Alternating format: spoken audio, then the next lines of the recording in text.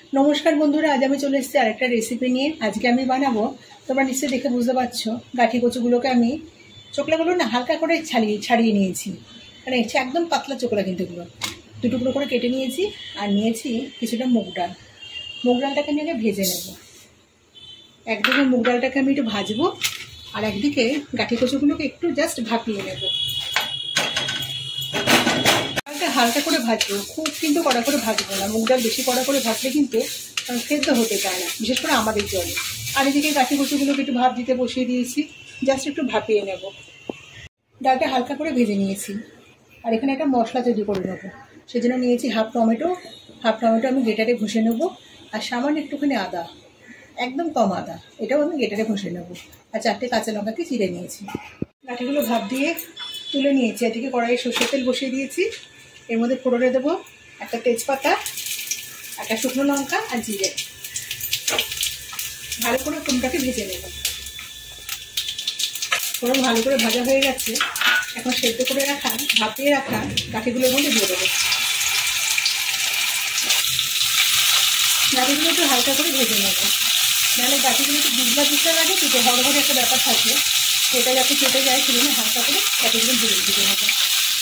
আর এর মধ্যে আমি এখন পরিমাণ মতো লবণটা দিয়ে দেবো।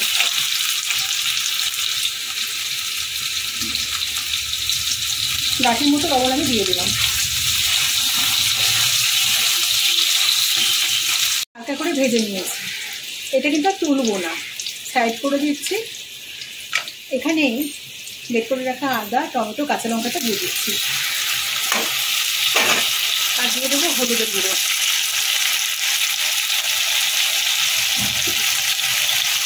সব কিছু দিয়ে ভালো করে কষিয়ে নেব।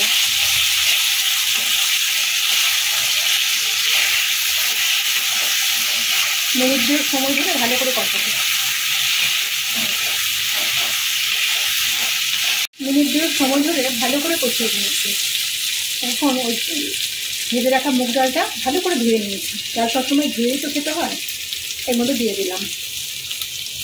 এই মুগ ডালটা দিয়েও আমি মিনিট 2 সময় ধরে আবারও কষিয়ে নেব, তাহলে কিন্তু খুব টেস্টটা খুব ভালো হবে। ভালো করে কষিয়ে নেব 2 মিনিট ধরে। মুগ ডালটা দিয়ে ভালো করে কষিয়ে নিয়েছি। এবার এর মধ্যে দিয়ে দেবো পরিমাণ মতো জল। গাঠি কচুও সেদ্ধ হবে, ডালও সেদ্ধ হবে, খুব বেশি দেবো না। আর ডালের মতো আমি লবণ দিয়ে দেবো। গাঠি কচুর মতো লবণ দিয়েছি, ডালের মতো কিন্তু লবণ আমার দেওয়া হয়নি।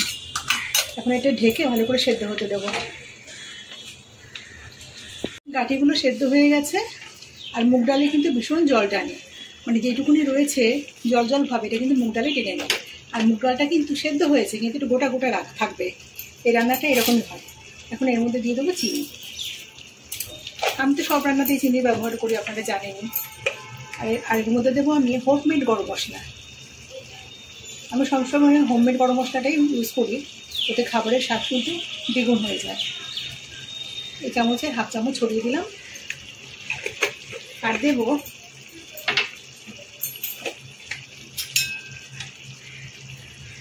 অল্প একটু ঘি।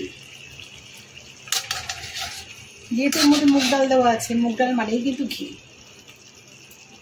ঘি দিলে কিন্তু মুগ ডালটা দিয়ে যাই কিছু রান্না করা না কেন, তার স্বাদ কিন্তু খুব ভালো হয়। এবারে এটাকে আমি ভালো করে নেড়ে চেড়ে নেব।